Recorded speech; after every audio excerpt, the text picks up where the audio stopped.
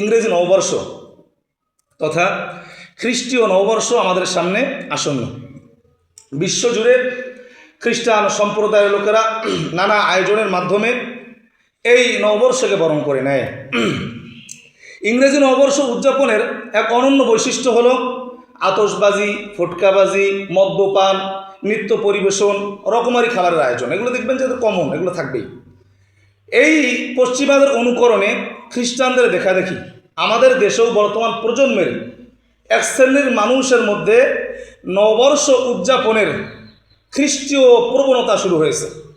যদিও নাকি আমাদের দেশের বৃহত্তর মুসলিম জনগোষ্ঠীর কাছে এ উদযাপন কোনোরূপ আবেগে আনন্দ সৃষ্টি করতে পারে না, কারণ বর্তমান আমাদের দেশের মুসলিম অনেক সচেতন, এবং সচেতন হওয়ার মূল কারণ হচ্ছে আল্লাহর রহমতে আমাদের দেশের কিছু মসজিদের ভালো ভালো ইমামদের কারণে। তারা বলে দেয়, এই কারণে দেখবেন বর্তমান আমাদের সমাজের মা বাবারা দেখবেন অনেক ছেলেকে রাতে বের হতে দেয় না, বিশেষ করে এই 31শে ডিসেম্বরে বের হতে দেয় না, মেয়েকে বের হতে দেয় না, কারণ তারা জানে যে কি হচ্ছে। এই জন্য সচেতন হওয়ার কারণে আমাদের সমাজ থেকে তার একেবারে নষ্ট করতে পারতেছে না, বা এটা আমাদের আবেগে বা আনন্দে একেবারে কোনো কিছু ঝাঁপিয়ে ফেলাচ্ছে না। আমার কথা বুঝতেছেন? এই জন্য আমরা আল্লাহ দরবারে শুকরিয়া আদায় করতে পারি, বলেন আলহামদুলিল্লাহ। আলহামদুলিল্লাহ। আমাদের বাংলাদেশের মধ্যে প্রচলিত 3টি সন আছে। বলেন কয়টি সন? 3টি সন। 1 নম্বর হিজরি সন, 2 নম্বর বাংলা সন, 3 নম্বর হচ্ছে ইংরেজি সন। হিজরি সন মুসলিম মননে পবিত্র সন হিসাবে স্বীকৃত। হিজরি সনের আবির্ভাব থেকে রসুল সাল্লাল্লাহু আলাইহি ওয়াসাল্লাম মক্কা থেকে মদিনায় কান্নাওয়ালা চোখ নিয়ে যখন গেলেন, ওই হিজরতের ঘটনাকে কেন্দ্র করে মূলত হিজরি সনের আবির্ভাব। পরবর্তী সময় ওমরে ফারুক রাদিয়াল্লাহু তাআলা আনহু হিজরতের দিনকে স্মরণীয় করে রাখার নিমিত্তেই এই হিজরতের দিনকে এক ধরে হিজরি সনের গণনা করে বা হিজরি সনের প্রবর্তন করে। বলেন সুবহানাল্লাহ। তাহলে হিজরতের ইতিহাস, হিজরি সনের ইতিহাস হিজরত। বুঝলেন আমার কথা? এখন প্রশ্ন হচ্ছে, সুদূর আরবের মধ্যপ্রাচ্যের সেই হিজরি সন কীভাবে আমাদের বাংলার জমিনে বাংলাদেশে আসলো? বাংলাদেশে আসলো কিভাবে?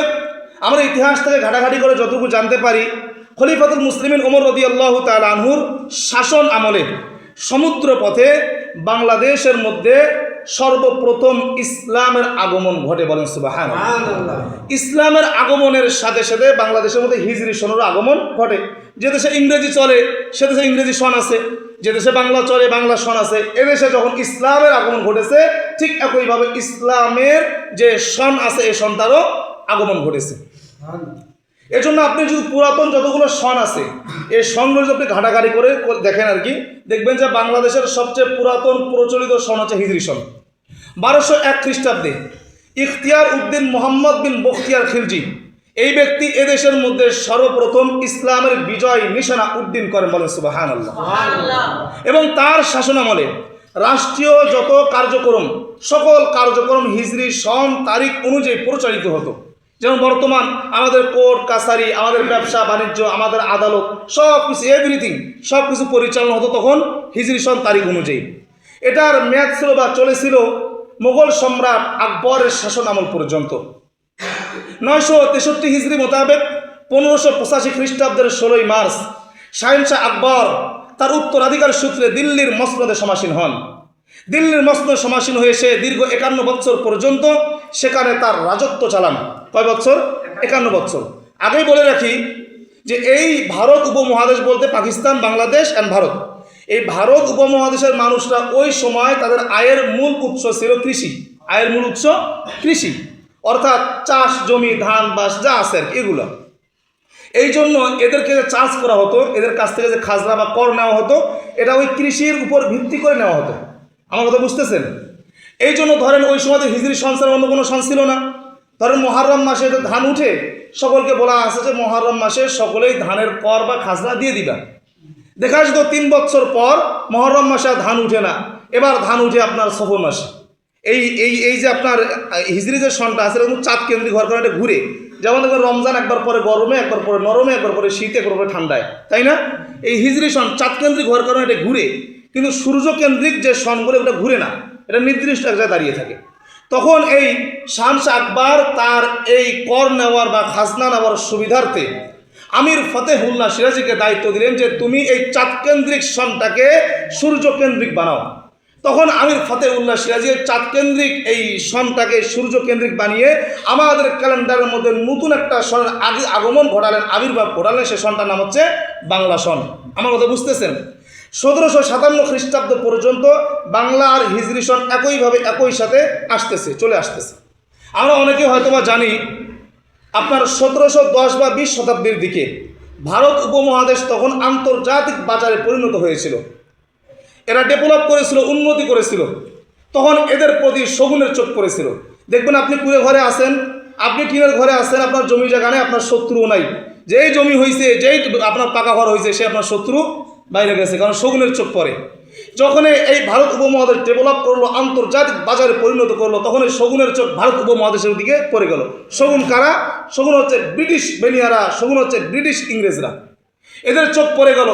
তখন এরা ব্যবসায়িক বেশে ভারত উপমহাদেশে এসে পৌঁছলো। এদের মূল টার্গেট হচ্ছে ক্ষমতার যে চেয়ার আছে সেটা দখল করা, রাজত্ব পরিচালনা করা। এজন্য এদের ব্যবসা যেমন তেমন। এরা দেখে বেরোলো কী করা যায়। এরা দেখলো ভারত উপমহাদেশের মানুষ একটু লোভী বেশি। কেউ টাকার লোভী, কেউ জমির লোভী, কেউ মেয়ের লোভী, কেউ গাড়ির লোভী। যেই প্রকারের লোভী, ওকে ওই প্রকারের লোভ দিয়ে তাদের দলের মধ্যে ধাবিত করলো। এভাবে এই ব্রিটিশরা তাদের ষড়যন্ত্রকে ফুল দেশের মধ্যে একবারে সরিয়ে রাখলো। সব শেষে অবশেষে 1757 খ্রিস্টাব্দে তৎকালীন বাংলার শাসনকর্তা ছিল নবাব সিরাজউদ্দৌলা। নবাব সিরাজউদ্দৌলার সাথে ঐতিহাসিক যুদ্ধ হয়, পলাশির যুদ্ধ সংগঠিত হয়। এই পলাশির যুদ্ধ যখন সংগঠিত হয়, নবাব সিরাজউদ্দৌলাই জয়ী হতো, কিন্তু তার প্রধান সেনাপতি মীর জাফরের গাদ্দারের বিশ্বাসঘাতকতার কারণে সেদিন নবাব সিরাজউদ্দৌলা হেরে যায়। আমাদের সমাজে এরকম মীর জাফর, আমাদের সমাজে এরকম গাদ্দার বিশ্বাসঘাতক আছে না? নেই? কথা বলেন, আছে না? বন্ধু চল, পাথরটাকে আমরা 10-12 জন মিলে ওঠাতে পারবো, কোনো সমস্যা নেই। ওঠাতে গেছেন, আপনাকে একাই সাইডাই দিয়ে 9 জনে বাদ দিয়ে দিছে। দাঁড়ায় দাঁড়ায় দেখে পাথর পড়ুক আপনার মাথায়, মরেন আপনি, ওদের কোনো সমস্যা নাই। এরকম সমাজ, এরকম মানুষ আমাদের সমাজে আছে না? 5-6 জন বন্ধু মিলে নদীর পাশের রাস্তা দিয়ে হেঁটে যায়। তো নদীর মধ্যে দেখে ওই কুমিরে এক বাচ্চার দিকে এগিয়ে আসতেছে, তারা খেয়ে ফেলবে। 5 জন বন্ধু নদীতে নামছে যে বাচ্চাকে বাঁচাতে লাগবে। একজন দাঁড়িয়ে আছে, সে নামলো না। বাচ্চাটাকে কোন মতো উদ্ধার কইরা যে উপরে আছে তারে দিছে, যে তুমি দ্রুত তারে নিয়ে যাও, মুসামুসি করো।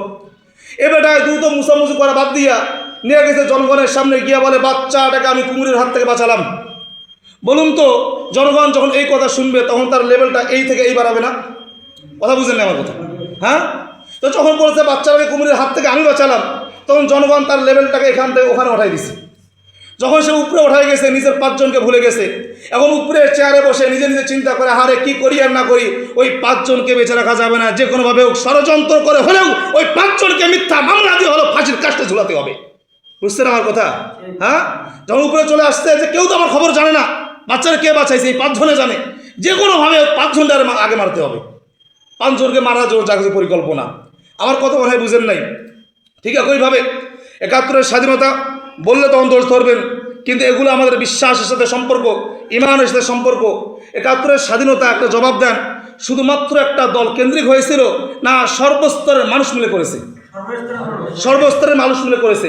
দিন শেষে বইয়ে, পুস্তকে, ইতিহাসে, বাংলাদেশের সব করে আপনি দেখবেন নির্দিষ্ট একটা দলের ক্রেডিট আছে, নির্দিষ্ট একটা দলের ক্রেডিট আছে। তারাই ওই একইভাবে নিচে যারা ছিল সব করে পিটিয়ে হত্যা করা হয়েছে, আর তারা ক্ষমতার সমস্যায় বসে আছে। ঠিক একইভাবে আমি আপনাদের বল, 24-এর যে গণঅভ্যুত্থান হয়েছে, এটাকে নির্দিষ্ট কোনো দল করেছে না সকলেই মিলে করেছে? দেখবেন যে দিন শেষে নাম হয়েছে এনসিপির। এনসিপি নাকি সব কিছু করেছে। আমি আপনাদের বলতেছি এখনো হয় নাই, সামনে হবে।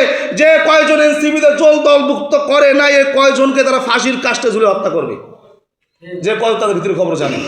ইনশাআল্লাহ দেখবেন সামনে, সেদিকে যাচ্ছি না। এই বিশ্বাসঘাতক যারা, এরা শুধুমাত্র মানুষের জীবন ধ্বংস করে না, ইমান, আমল, আকীদা সব ধ্বংস করে। এজন্য বিশ্বাসঘাতকের সাথে কোনো সম্পর্ক নাই, এদের সাথে সম্পর্ক রাখা যাবে না। মুহতারাম হাজিরিন, আসুন আমরা সামনের দিকে আগাই। এই যে মীর জাফরের কারণে নবাব সিরাজউদ্দৌলা হেরে গেল, বাংলার স্বাধীনতার সূর্য অস্তমিত হয়ে গেল। এই হলো বাংলাদেশের যে ক্যালেন্ডার, এই ক্যালেন্ডারের মধ্যে আরেকটি সংযোগ হলো, সেটার নাম ইংরেজি সন। এই হলো বাংলাদেশের প্রচলিত 3টি সনের সংক্ষিপ্ত ইতিহাস।